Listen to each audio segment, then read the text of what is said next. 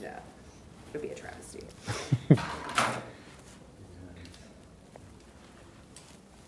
And should I be holding this? Or? Yeah, you can. Yeah. Okay. Cool. Yeah, I think you can see it. Yeah, it's out of frame. We're good? I think we're good to go. Okay. Let me just do one more quick. Yeah. Awesome. All right. Great. So we're just going to have a conversation. Sure. Yes. Okay. I'll do my best. So what excites you the most about teaching? So the thing that excites me most about teaching, and in particular teaching at Whitfield, is the fact that I get to set my own curriculum and that I can teach a multicultural curriculum in a school that truly values diversity, inclusion, openness to different perspectives. And so what that means for me professionally is that each one of my courses, I do my best to include all of the cultural perspectives and identities of the students that I teach. And that's something that I try to do, from year to year. And Whitfield, with its flexibility and the way we go out of our way to include everyone, makes that very, very easy for me. Yeah. Yeah. That's great. One thing that I hear a lot rave reviews about from your class is that you have a lot of seminar-style discussion, Yes. which alumni say really prepare them for the way that college classes are conducted. So, can you talk about why you like to use that style and kind of what benefits that gives to students? Yeah. So, first of all, seminar discussions are just a wonderful tool, a wonderful vehicle for teaching students to form original arguments. Get exposure to different kinds of points of view, engage in a sort of civil discourse, and that's very important. And I think adults could learn from some of the students that we have. But essentially, what's really nice about it is that students can analyze readings and different arguments presented by different authors, have a debate about those arguments, agree to disagree in a civil way.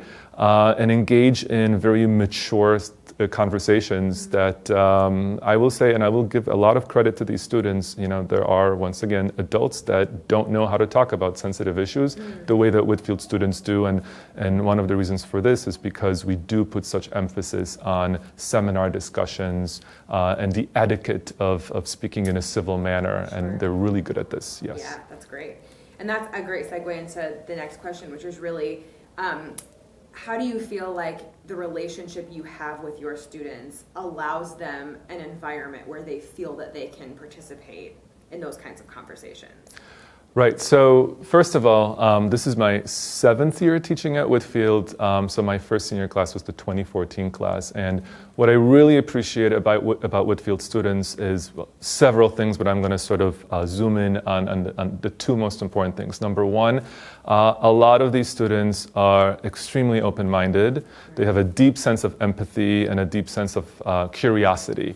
I have never had that feeling working at the different schools that I worked at. They want to learn from you. They want to ask you about your experience. I was born in Poland. I'm an immigrant, so they ask me constantly about, what did it feel like transitioning between different cultures, moving across an entire ocean, learning a new language. And so just the fact that students are so open and so curious and invested. Yes, that I will say is one of the nicest things about teaching at Whitfield. And the other thing is, they do have this deep sense of empathy and moral courage. And I think it does take a lot of courage to, discuss issues that have to do with race, ethnicity, religion, gender. Deeply personal. I mean, these are kids who can engage in a very intense 30 to 45 minute seminar over humanitarian disasters, global economic crises, all kinds of social injustices. And they do this in an environment where people are coming in from different political points of view, different social backgrounds, and they do it in a way that is not alienating. They do it in a way where everybody can agree to disagree. I feel inspired by this, and I will tell you that that's one of the reasons why I keep coming back, year after year, is that I trust these students. Part of it is the teaching and making the classroom a safe space to have those kinds of discussions. But the other thing is just the culture of the school and the culture and the values that these students bring to the classroom. So that's something that I really enjoy, and that helps forge very strong relationships. Yeah, that's great. Well, I was going to ask you about trust next, but you already kind of hit on that. The other kind of a relationship quality we're exploring is this idea of mutual respect, which I think is something that is so central to our faculty's relationship with students. And the fact that our faculty treat our students as adults and kind of model the type of respect that they hope they will show to them in a really like tangible and measurable way. So what role do you feel like that has in your relationship with your students? Oh, a huge role. I mean, and I tell them this, from the very beginning of the school year. I am more interested in earning your respect, and I will respect you, right? That is the goal of having that mutual, reciprocal, respectful relationship. I'm not interested in being liked. I don't want you to like me because I don't give you homework or something like that. I want you to respect the fact that there's a process here, there's a structure here. You're coming into this classroom. There are people here who may come from all kinds of different backgrounds. And if you show me that you can handle conversations and topics and that may be difficult ones to discuss, you will earn my respect. And what really helps is the fact that, I have seniors, so they've already been through, in some cases 4, in some cases up to 6 or 7 years of education here. They know the community because the rest of the faculty and staff are so effective at building an environment based on respect and trust and safety. Those values have been nurtured totally across the curriculum and their other activities the whole time. The foundations have been set. The foundations are there. All I do is just put an extra layer, and that makes it relatively easy for me. Once again, because the culture is so conducive to having those respectful conversations and relationships. Yeah, that's great. I think I definitely, even though I'm not a teacher, I can sense that in my interactions with them, that they are coming from an environment where those values are being very consistently reinforced in their athletic clubs, in their art class, in their, in their academic subjects and things like that. You've hit the nail on the head everywhere, whether it's the academic environment or the athletic environment or the arts. Most definitely that's nurtured, between the different departments and different disciplines for sure. And it seems like that consistent expectation is what allows them to build that trusting relationship, because they can go into any class or Whitfield activity knowing that implicit trust is part of that relationship. That's exactly right. And we also have to remember that, there's other actors involved. So of course there's all the teachers who are communicating and conveying these values, but also the parents, the families, the people in our community, the staff. We all contribute to creating an atmosphere and a climate in which people just want to be genuinely respectful and open-minded. Yeah, that's great. Talk a little bit about passion and how that plays into your pedagogical philosophy, your teaching style. What role does that have? So, passion. So, I think, in particular, for me, it's passion and experience, right? So, I was born at a very different time in a very different period in a very poor communist country, right? And in which passion was not a highly valued life goal in any way, probably. Conformity was more of the emphasis, right? But then history, just the historical experiences that, my country has gone through and that, my relatives have gone through, that has inspired me to go into the field of history and then also teaching, right?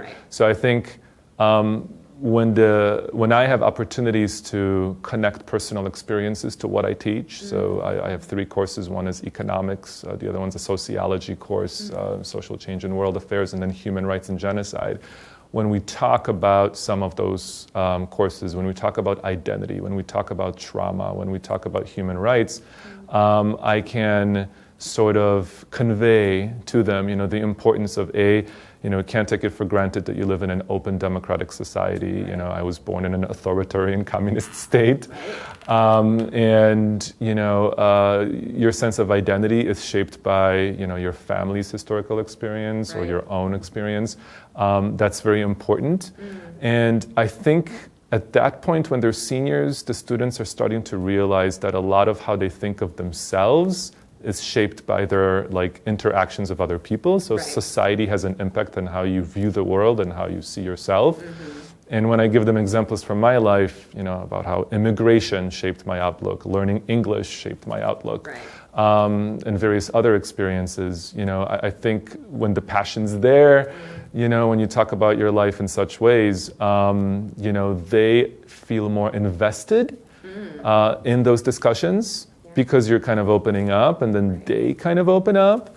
You demonstrating passion opens the door for them to be vulnerable in that way. Right. And it's always channeled in a very academic and educational way. And so, you know, one of the most important things that we do as a school is teach cultural competence and cultural sensitivity. And, you know, me opening up about immigration or being born in, you know, a totalitarian state, it's not about, you know, necessarily giving them some kind of window into my personal family life, but to show them how politics and how international developments and how a lot of the processes that we discuss in class, like human rights, you know, can shape people on a very micro level.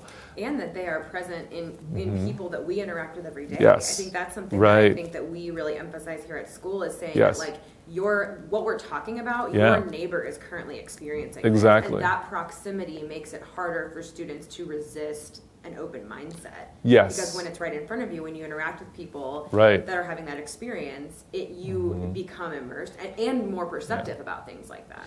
100%, totally. The fact that we have a community, once again, that values diversity, where we have people from all kinds of, all kinds of backgrounds. We have international students. I've taught students here, you know, from China, from Russia, from Colombia, from different contexts, from Bolivia this year.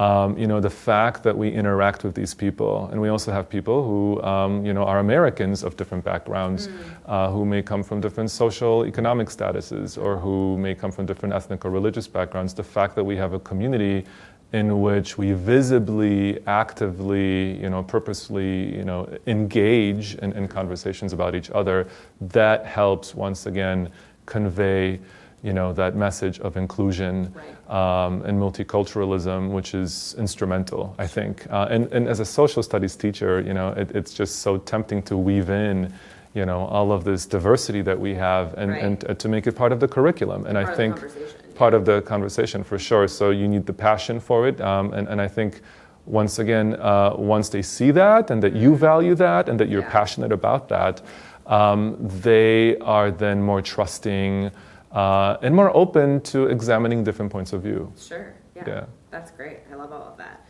I guess my last question is, can you think of an example of a time when your personal relationship with a student and like your deep investment in them and theirs in you like really paid off in like, you know, an obvious way, like getting into a university they really wanted to, or did they ever give you feedback years later about something that you did or said that was really impactful to them?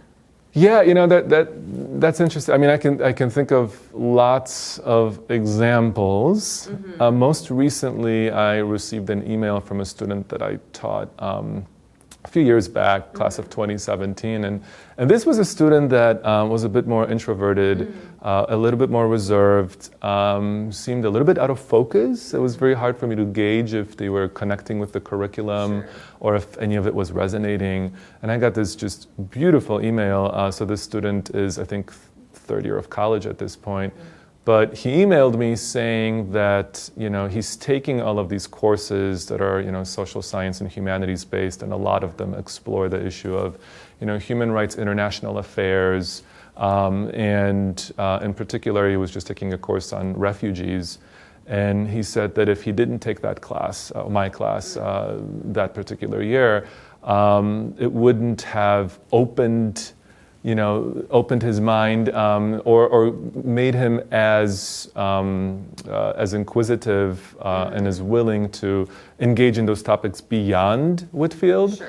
And occasionally I will get, you know, either via email or alumni will come and visit and say, wow, Dr. K, we're still talking about these issues. Like, this is still relevant. Like, what you've taught me really applies. And I've had some students who initially struggled having those kinds of conversations, and they would say, listen, I'm at this huge campus, and I have, you know, students from China, I have friends from Europe and Latin America and Asia and elsewhere, and I know how to talk with them.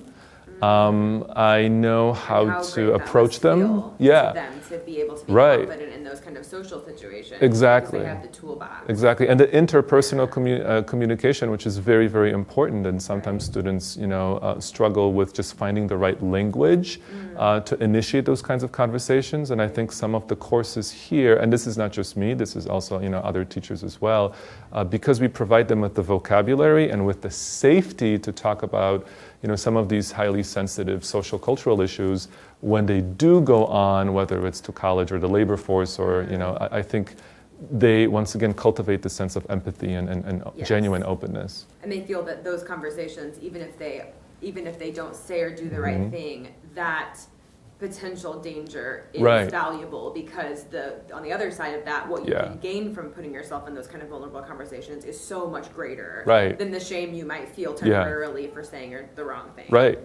The risk is taken away, Right. It becomes a less risky conversation for that Yes. student, and they're Yeah. more invested in that relationship. Right. Right. Yeah. Oh, that's great. Okay, well, I think finally we've just been having everybody just kind of look directly at the camera and just say Yeah. thank you, because I think we're going to end the video that way.